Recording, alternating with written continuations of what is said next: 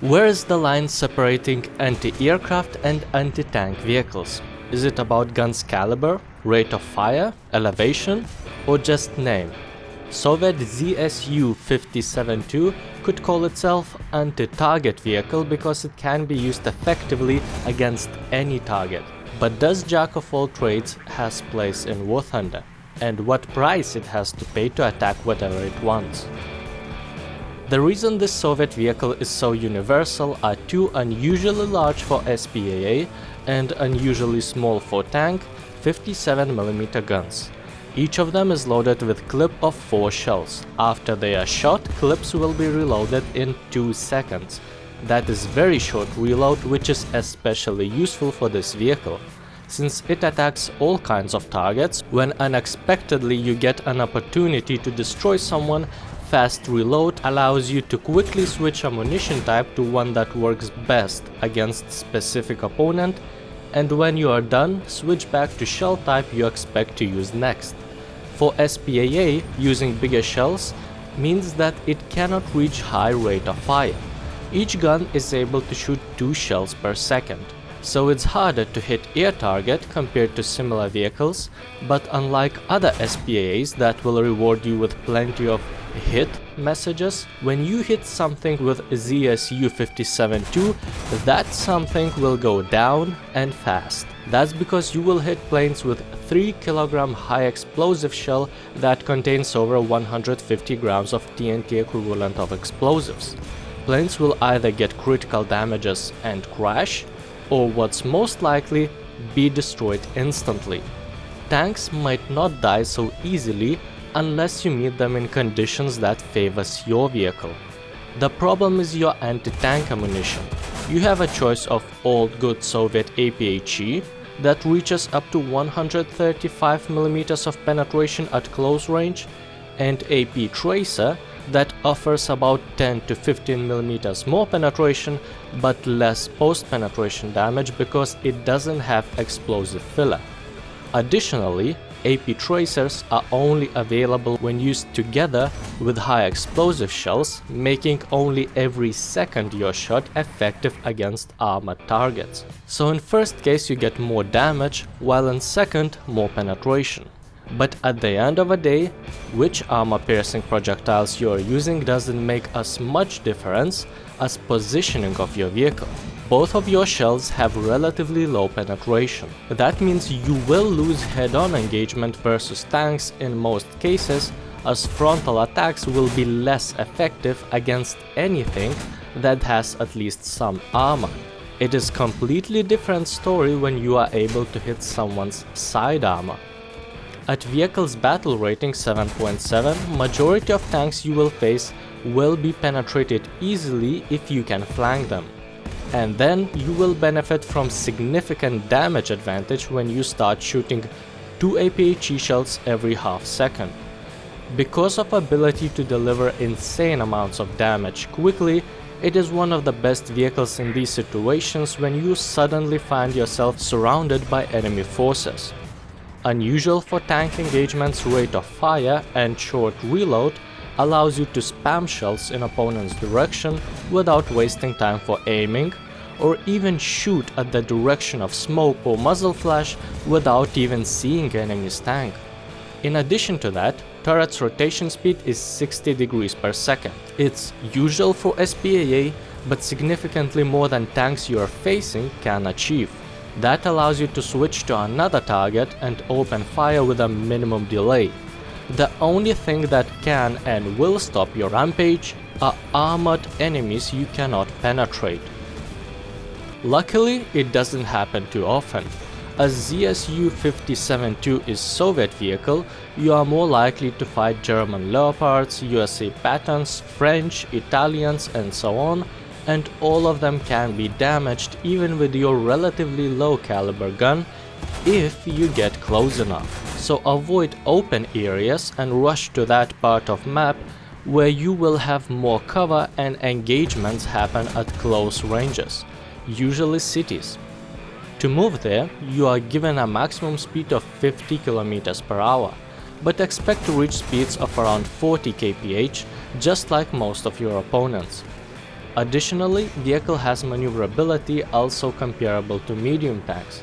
That is especially useful in cities where space is limited and where you should be anyway. This brings us to the first major drawback of this vehicle. If it feels great when enemies are close, distant engagements are opposite. In addition to your penetration, which will be reduced even more by distance, you will have a hard time trying to hit someone because zoom is worse than anyone's you will fight against. Plus, dust and smoke of your shot often will block your view, and it will be even harder to correct your fire because you cannot see where the shell dropped. And a high rate of fire cannot be fully used at ranges, as recoil will force you to slow down and wait until gun stabilizes after each shot. So despite muzzle velocity of your shells is quite good, 1 km per second, your fire over long range is likely to be ineffective and will attract unnecessary attention. When you get that attention, you will experience second biggest drawback, survivability. Vehicle's armor is 13 to 15 mm. That is not enough to resist the high caliber machine gun fire. Additionally, turret's top is open. That means comrades are unprotected from rain of enemy planes' machine gun fire. Yes, sometimes you can count to get little damage because armor-piercing shells won't create a lot of spalling, and you have 6 comrades inside, so losing more than half of your crew will still leave vehicle functional. But at the same time, you are susceptible to hull breaks that can destroy you instantly. But the most common death is ammunition detonation. SPAAs use a lot of shells, and when your shells are 57 mm in diameter, they take some space.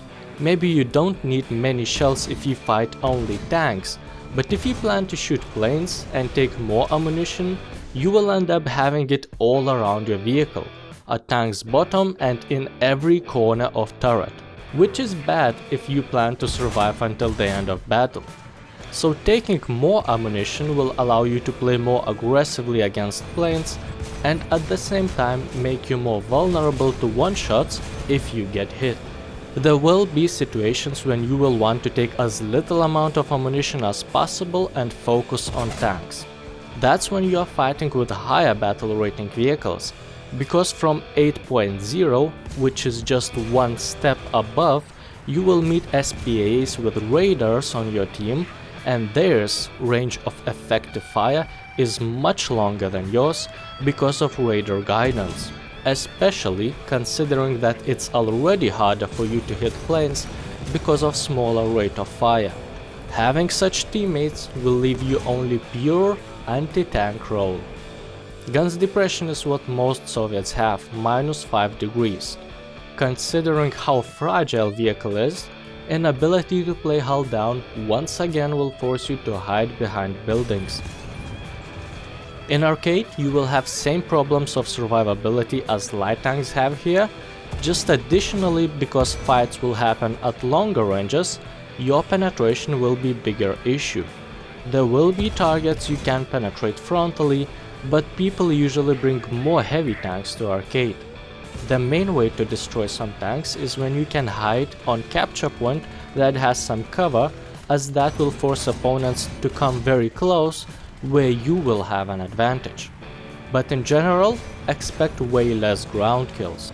Against planes it's opposite, as you will have circles showing where you need to shoot to hit a plane, which will solve your accuracy problems while your shells still one-shot anything they hit.